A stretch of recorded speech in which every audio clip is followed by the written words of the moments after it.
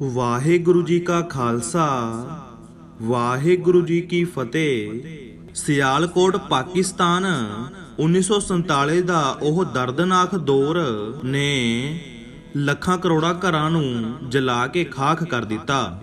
ਲੋਕਾਂ ਦੀ ਧਰਮ ਦੇ ਨਾਂ ਤੇ ਅਦਲਾ ਬਦਲੀ ਹੋਈ। ਸਿੱਖ ਤੇ ਹਿੰਦੂ ਲੋਕ ਹਿੰਦੁਸਤਾਨ ਤੇ ਮੁਸਲਮਾਨ ਲੋਕ ਪਾਕਿਸਤਾਨ ਦੀ ਸਾਈਡ।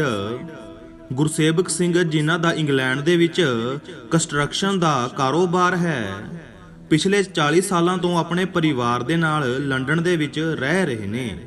ਗੁਰੂ ਮੰਤਰ ਦੇ ਵਿੱਚ ਲੀਨ ਗੁਰਸੇਵਕ ਸਿੰਘ ਨੇ ਗੁਰੂ ਗ੍ਰੰਥ ਸਾਹਿਬ ਜੀ ਦੀ ਮਹਿਮਾ ਲੰਡਨ ਦੇ ਵਿੱਚੋਂ ਫੈਲਾਈ।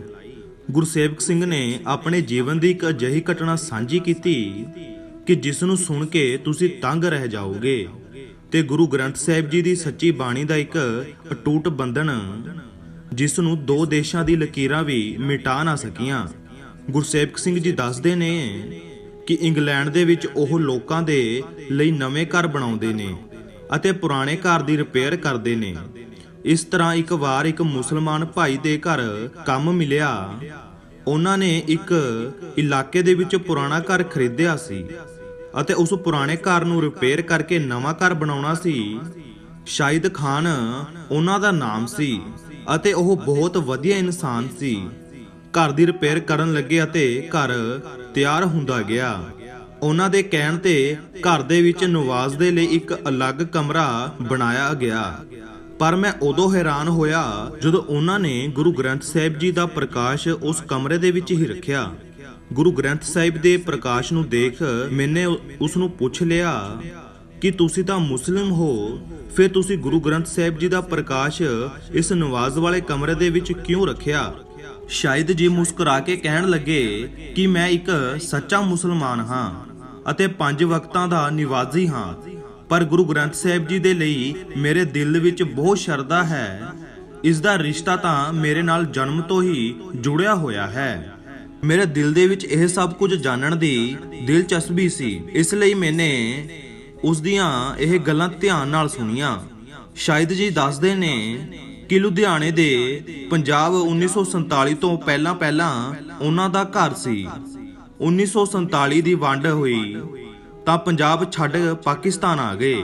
ਉਸ ਸਮੇਂ ਮੇਰੀ ਉਮਰ ਸਿਰਫ 1 ਸਾਲ ਜਾਂ 1 ਤੋਂ ਘੱਟ ਹੀ ਹੋਵੇਗੀ।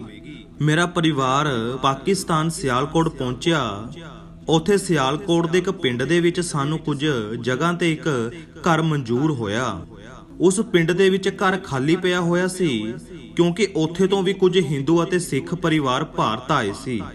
ਇੱਕ ਘਰ ਪਿੰਡ ਦੇ ਬਾਹਰ ਇੱਕ ਸਾਈਡ ਤੇ ਸੀ, ਉਹੀ ਘਰ ਸਾਨੂੰ ਮਿਲਿਆ। ਅੰਦਰ ਜਾ ਕੇ ਪਤਾ ਲੱਗਿਆ ਕਿ ਉਹ ਘਰ ਸਿੱਖ ਪਰਿਵਾਰ ਦਾ ਸੀ। ਸਾਰਾ ਸਮਾਨ ਅੰਦਰ ਹੀ ਸੀ, ਜਿਵੇਂ ਕੁਝ ਉਠਾਉਣ ਦਾ ਮੌਕਾ ਹੀ ਨਾ ਮਿਲਿਆ ਹੋਵੇ। ਮੇਰੇ ਪਿਤਾ ਜੀ ਨੇ ਸਾਰਾ ਘਰ ਦੇਖਿਆ, ਸਾਫ਼ ਕੀਤਾ, ਪਰ ਇੱਕ ਕੋਨੇ ਦੇ ਵਿੱਚ ਅਲੱਗ ਤੋਂ ਕਮਰਾ ਬਣਿਆ ਹੋਇਆ ਸੀ। ਉਸ ਨੂੰ ਖੋਲਿਆ, ਉਹ ਇੱਕ ਪੂਜਾ ਘਰ ਸੀ। ਮੇਰੇ ਪਿਤਾ ਨੂੰ ਐਵੇਂ ਲੱਗਿਆ ਕਿ ਉਹ ਸਿੱਖ ਪਰਿਵਾਰ ਜਿਨ੍ਹਾਂ ਦਾ ਉਹ ਘਰ ਸੀ, ਉਹ ਗੁਰੂ ਗ੍ਰੰਥ ਸਾਹਿਬ ਮਹਾਰਾਜ ਜੀ ਤੇ ਸ਼ਰਧਾ ਰੱਖਦੇ ਹੋਣਗੇ। ਪਹਿਲਾਂ ਤਾਂ ਮੇਰੇ ਪਿਤਾ ਜੀ ਨੇ ਉਸ ਨੂੰ ਹਟਾਉਣ ਦੀ ਸੋਚੀ, ਪਰ ਉਹਨਾਂ ਨੇ ਉਸ ਕਮਰੇ ਨੂੰ ਤਾਲਾ ਲਗਾ ਦਿੱਤਾ। ਕੁਝ ਦਿਨਾਂ ਬਾਅਦ ਜਦੋਂ ਉਸ ਕਮਰੇ ਦੀ ਜ਼ਰੂਰਤ ਪਈ ਤਾਂ ਕਮਰਾ ਖੋਲ੍ਹਿਆ ਤੇ ਖਾਲੀ ਕਰਨ ਲੱਗੇ। ਅੰਦਰ ਇੱਕ ਗੁਰੂ ਗ੍ਰੰਥ ਸਾਹਿਬ ਜੀ ਦਾ ਪ੍ਰਕਾਸ਼, ਇੱਕ ਛੋਟਾ ਜਿਹਾ ਗੁਟਕਾ ਸਾਹਿਬ ਤੇ ਕੁਝ ਰੁਮਾਲੇ ਰੱਖੇ ਹੋਏ ਸੀ। ਪਰ ਜਿਵੇਂ ਹੀ ਮੇਰੇ ਪਿਤਾ ਜੀ ਉਸ ਨੂੰ ਹਟਾਉਣ ਲੱਗੇ, ਮੇਰੀ ਮਾਂ ਦੇ ਦਰਦ ਦੇ ਨਾਲ ਚੀਕਾਂ ਮਾਰਨ ਲੱਗੀ। ਪਿਤਾ ਜੀ ਨੇ ਦੇਖਿਆ ਤੇ ਮੇਰੀ ਮਾਂ ਜ਼ਮੀਨ ਦੇ ਉੱਤੇ ਡਿੱਗੀ ਹੋਈ ਸੀ।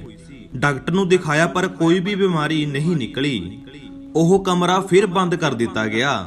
ਮਾਂ ਦੇ ਠੀਕ ਹੋਣ ਤੋਂ ਬਾਅਦ ਮੇਰੇ ਪਿਤਾ ਜੀ ਨੇ 4 ਮਹੀਨਿਆਂ ਬਾਅਦ ਉਹ ਕਮਰਾ ਖੋਲ੍ਹਿਆ ਤਾਂ ਮੇਰੇ ਭਾਈ ਉਸ ਸਮੇਂ ਛੱਤ ਤੋਂ ਡਿੱਗ ਪਿਆ ਤੇ ਉਸ ਦੀ ਲੱਤ ਟੁੱਟ ਗਈ। ਉਦੋਂ ਮੇਰੇ ਪਿਤਾ ਨੂੰ ਕੁਝ ਸਮਝ ਆਇਆ, ਪਰ ਜਦੋਂ ਵੀ ਅਚਾਨਕ ਉਹਨਾਂ ਦਾ ਮਨ ਕਰਦਾ ਉਹ ਕਮਰਾ ਖੋਲਦੇ ਤੇ ਉਸ ਕਮਰੇ ਨੂੰ ਨਸ਼ਟ ਕਰਨ ਦੀ ਸੋਚਦੇ ਸੀ, ਪਰ ਕਦੇ ਕਰ ਨਹੀਂ ਸਕੇ। ਜਦੋਂ ਮੈਂ 3 ਸਾਲ ਦਾ ਹੋਇਆ ਉਦੋਂ ਮੈਨੂੰ ਸੁਪਨੇ ਦੇ ਵਿੱਚ ਕੁਝ ਦਿਖਣ ਲੱਗਿਆ। ਪਹਿਲਾਂ ਤਾਂ ਮੈਂ ਡਰ ਕੇ ਉੱਠ ਜਾਂਦਾ ਸੀ, ਪਰ 10-11 ਸਾਲ ਦੀ ਉਮਰ ਦੇ ਵਿੱਚ ਮੈਨੂੰ ਉਸ ਚੀਜ਼ ਨੂੰ ਦੇਖਿਆ ਤੇ ਉਹ ਚੀਜ਼ ਕੋਈ ਹੋਰ ਨਹੀਂ, ਗੁਰੂ ਨਾਨਕ ਦੇਵ ਜੀ ਹੀ ਸਨ। ਗੁਰੂ ਨਾਨਕ ਦੇਵ ਜੀ ਦੀ ਆਵਾਜ਼ ਸੀ। ਮੈਨੂੰ ਕਿਹਾ ਕਿ ਆਪਣੇ ਪਿਤਾ ਨੂੰ ਕਹਿ ਕਿ ਇਹ ਕਮਰਾ ਨਾ ਤੋੜਨ। ਇਸ ਕਮਰੇ ਵਿੱਚ ਉਸ ਪਰਿਵਾਰ ਦੀ ਸ਼ਰਧਾ ਬਹੁਤ ਸੀ, ਇਸ ਲਈ ਇਸ ਕਮਰੇ ਨੂੰ ਨਸ਼ਟ ਨਾ ਕਰੋ। ਮੈਂ ਆਪਣੇ ਪਿਤਾ ਜੀ ਨੂੰ ਇਹ ਗੱਲ ਕਹੀ ਤੇ ਮੇਰੇ ਪਿਤਾ ਜੀ ਨੇ ਪਿੰਡ ਦੇ ਕੁਝ ਪੁਰਾਣੇ ਲੋਕਾਂ ਨੂੰ ਪੁੱਛਿਆ ਤੇ ਉਹਨਾਂ ਨੇ ਦੱਸਿਆ ਕਿ ਇਹ ਘਰ ਕੁਲਵੀਰ ਸਿੰਘ ਨਾਮ ਦੇ ਇੱਕ ਵਿਅਕਤੀ ਦਾ ਸੀ। ਪਤੀ ਪਤਨੀ ਰਹਿੰਦੇ ਸੀ, ਉਹਨਾਂ ਦੇ ਕੋਲ ਕੋਈ ਔਲਾਦ ਨਹੀਂ ਸੀ। ਸ੍ਰੀ ਗੁਰੂ ਗ੍ਰੰਥ ਸਾਹਿਬ ਜੀ ਦੀ ਬਾਣੀ ਪੜਿਆ ਕਰਦੇ ਸੀ। ਇਸ ਪਿੰਡ ਦੇ ਵਿੱਚ ਮੁਸਲਿਮ, ਹਿੰਦੂ, ਸਿੱਖ ਸਾਰਿਆਂ ਦਾ ਭਾਈਚਾਰਾ ਸੀ। ਇਸੇ ਪਿੰਡ ਦੇ ਮੁਸਲਮਾਨਾਂ ਨੇ ਸੁਰੱਖਿਅਤ ਨਾਲ ਪਤੀ ਪਤਨੀ ਨੂੰ ਬਾਰਡਰ ਪਾਰ ਕਰਵਾਇਆ ਸੀ, ਕਿਉਂਕਿ ਉਹ ਬਹੁਤ ਨੇਕ ਇਨਸਾਨ ਸੀ। ਉਹਨਾਂ ਦੇ ਘਰ ਦਾ ਉਹ ਕਮਰਾ ਕਿਹਾ ਜਾਂਦਾ ਹੈ ਕਿ ਗੁਰੂ ਨਾਨਕ ਦੇਵ ਜੀ ਦੇ ਸੱਚੇ ਪਾਤਸ਼ਾਹ ਉਹਨਾਂ ਦੀ ਸ਼ਰਧਾ ਤੋਂ ਇੰਨੇ ਪ੍ਰਸੰਨ ਸਨ ਕਿ ਉਸ ਕਮਰੇ ਦੇ ਵਿੱਚ ਗੁਰੂ ਨਾਨਕ ਦੇਵ ਜੀ ਦਾ ਵਾਸ ਮੰਨਿਆ ਜਾਂਦਾ ਹੈ। ਇਹ ਸਾਰੀਆਂ ਗੱਲਾਂ ਮੇਰੇ ਪਿਤਾ ਜੀ ਨੂੰ ਪਿੰਡ ਦੇ ਹੀ ਕੁਝ ਮੁਸਲਮਾਨਾਂ ਨੇ ਦੱਸੀਆਂ ਸਨ। ਮੇਰੇ ਪਿਤਾ ਜੀ ਨੂੰ ਉਹਨਾਂ ਦੀਆਂ ਗੱਲਾਂ ਤੇ ਵਿਸ਼ਵਾਸ ਹੋਇਆ, ਪਰ ਉਹ ਕਰਨ ਤਾਂ ਕੀ ਕਰਨ, ਕਿਉਂਕਿ ਇੱਕ ਮੁਸਲਮਾਨ ਦੇ ਘਰ ਦੇ ਵਿੱਚ ਗੁਰੂ ਗ੍ਰੰਥ ਸਾਹਿਬ ਜੀ ਦਾ ਪ੍ਰਕਾਸ਼, ਉਸ ਨੂੰ ਦੇਖ ਲੋਕ ਕੀ ਕਹਿਣਗੇ।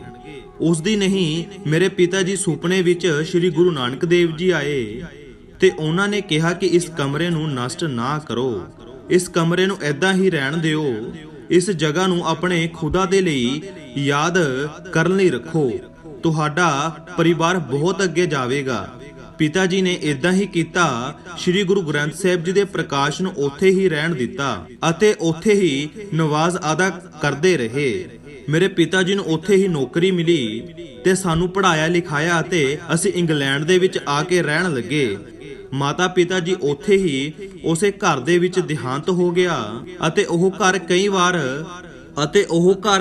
ਕਈ ਸਾਲਾਂ ਤੋਂ ਬਾਅਦ ਡਿੱਗ ਪਿਆ ਤੇ ਉਦੋਂ ਹੀ ਮੈਂ ਇੰਗਲੈਂਡ ਤੋਂ ਆਇਆ ਤੇ ਪਹਿਲਾਂ ਉਸ ਕਮਰੇ ਦਾ ਦਰਵਾਜ਼ਾ ਖੋਲ੍ਹਿਆ, ਪਰ ਉੱਥੇ ਸ੍ਰੀ ਗੁਰੂ ਗ੍ਰੰਥ ਸਾਹਿਬ ਜੀ ਦਾ ਪ੍ਰਕਾਸ਼ ਨਹੀਂ ਸੀ। ਉੱਥੇ ਰੁਮਾਲੇ ਤੇ ਮੂਲ ਮਾਲਾ ਪਈਆਂ ਹੋਈਆਂ ਸੀ। ਮੈਨੇ ਆਪਣੀ ਮੱਤ ਦੇ ਮੁਤਾਬਿਕ ਮੈਂ ਖਰਾਬ ਰੁਮਾਲਿਆਂ ਨੂੰ ਪਾਣੀ ਦਾ ਵਿੱਚ ਵਧਾ ਦਿੱਤਾ ਤੇ ਮਾਲਾ ਆਪਣੇ ਨਾਲ ਹੀ ਇੰਗਲੈਂਡ ਲੈ ਆਇਆ ਤੇ ਉਦੋਂ ਤੋਂ ਹੀ ਇਹ ਮਾਲਾ ਮੇਰੇ ਨਾਲ ਹੀ ਹੈ। ਪਰ ਸ੍ਰੀ ਗੁਰੂ ਗ੍ਰੰਥ ਸਾਹਿਬ ਜੀ ਕਿੱਥੇ ਗਏ ਇਹ ਮੈਨੂੰ ਨਹੀਂ ਪਤਾ। ਇਹ ਇੱਕ ਰਾਜ ਹੀ ਹੈ।